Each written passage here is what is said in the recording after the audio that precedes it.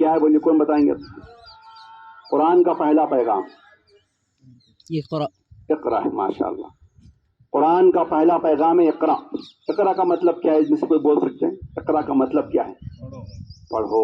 اللہ اکبر.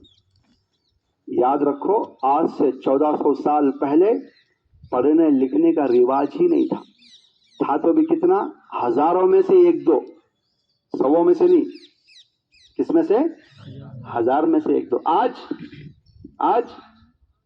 الحمدللہ پڑھنے لکھنے کا ایک بڑا رواج بن گیا ہے.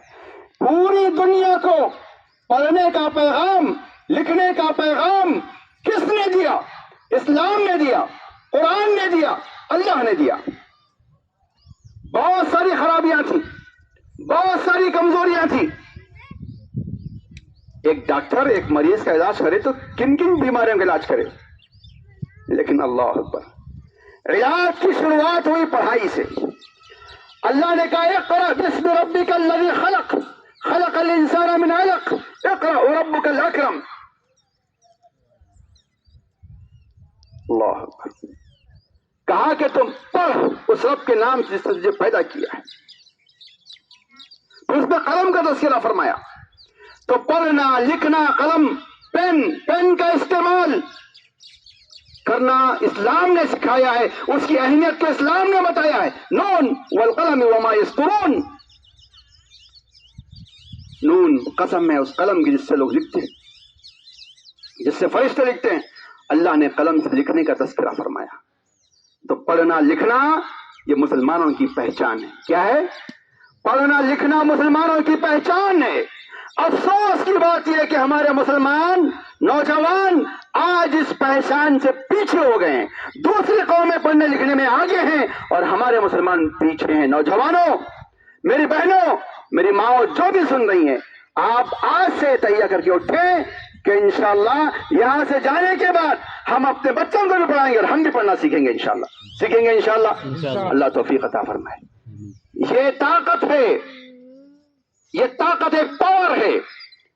نالج، ایجوکیشن، پڑھنا لکھنا ایک پاور ہے، ایک طاقت ہے. جو قوم بھی اس طاقت کو اپناتی ہے وہ قوم دنیا کی ترقیوں پر رہتی ہے.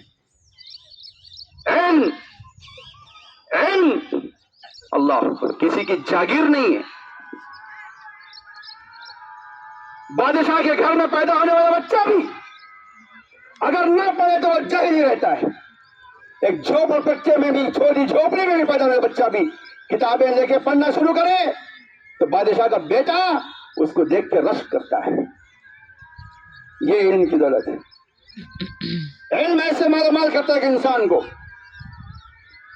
ہمیں چاہیے کہ اس طاقت کو ہم اپنائیں. گاؤں میں رہنے والوں کے لیے، غربت میں پلنے والوں کے لیے سب سے بڑا ذریعہ ترقی کا علم ہے. دنیا کے دیگر میدانوں میں ٹھیکیداریاں ہیں، کوئی آگے بڑھنے نہیں دیتا، آپ کو پیچھے کھینچتے ہیں. پالیٹکس میں جاؤ، بزنس میں جاؤ، کسی بھی میدان میں جاؤ، آپ کو پکڑ کے کھینچنے والے بہت ہوں گے. لیکن علم ایک ایسا میدان ہے میرے نوجوان بھائیوں، میرے بچوں، میری بہنوں، سنو کہ علم ایک ایسا میدان ہے کہ دنیا کا کوئی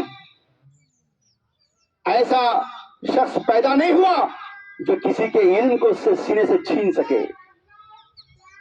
کتاب چھین سکتا ہوں گا، آپ کے دل میں، آپ کے دماغ میں جو علم ہے، جو معلومات ہے، اللہ کی قسم کوئی دنیا کی طاقت سے چھین نہیں سکتی. یہی ہے. تو علم کو ہم اپنا ہتھیار بنائیں. اور اب اگلے جو مرحلے آنے والے، ابھی بھی مسلمانوں پر بہت کٹھن مراحل ہیں. بہت پریشان ہے مسلمان، کیا کریں گے، کیا نہیں کریں گے، کیسا کریں گے، اگلا کیسا ہوگا. اب الیکشن ہے، رمضان کے بعد الیکشن ہوگا. اب الیکشن کے بعد نتیجہ کیسے آئے گا، کیا آئے گا. اگر اچھی حکومت آئی، انصاف پسند حکومت ہے، ہماری دعائیں ہیں کہ اللہ تعالیٰ انصاف پسند حکومت کو اللہ جو ہے ہم پر مسلط فرمائے. آمین. ہماری دعائیں ہیں. لیکن اگر ایسا نہیں ہوا، اگر ظالم حکمران ہی حکومت پر آ گئے تو پھر ہم کیا کریں گے؟ کیا کریں گے؟ وہ بزنس کو ہر طرف سے ختم کر رہے ہیں. جتنے بھی مسلمانوں کے بزنس ہیں، چاہے وہ گوشت کا بزنس ہو، چمڑے کا بزنس ہو، مائنس کا بزنس ہو، اس کا جو بھی مسلمانوں کے بزنس ہے نا، اس کو پٹاکٹ کر رہے ہیں. کیوں؟ دونوں غریب رہنا ہو. اللہ اکبر. پلاننگ کرنے دو.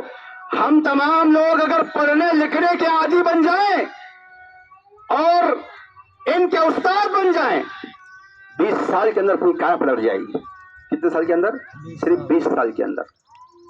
ہمیں پڑھیں، ہمارے بچوں پر ہم بھوکے رہیں، پیٹ پر پتھر باندھیں، ہم پیسے رہیں، روٹی چٹنی کھائیں، ایک وقت بھوکے رہیں، لیکن اپنے بچوں کو پڑھانے پر توجہ دیں، اور ایسی پڑھائی کے بہترین پڑھائی. افسوس کی بات ہے ہم بچوں کی پڑھائی کو بہت لائٹ لیتے ہیں. نہیں لینا چاہیے. تو یہ میرا دوسرا پیغام ہے. پہلا پیغام قرآن کو ہمیں سینے سے لگانا چاہیے. دوسرا پیغام دین کی دنیا کی ہر تعلیم میں آگے بڑھنا چاہیے. دین اور دنیا کی تعلیم ایک سیدھا ہاتھ اور بائیں ہاتھ کی طرح ہے، ایک سیدھا پیر اور بائیں پیر کی طرح ہے. ایک پیر کٹ گیا تو دوسرے پیر سے لنگڑے پیر سے آدمی چل سکتا ہے؟ نہیں چل سکتا. دونوں بھی ہونا چاہیے. سیدھا ہاتھ اگر دینی علم ہے تو بائیں ہاتھ بھی ضروری ہے، وہ کام ہے.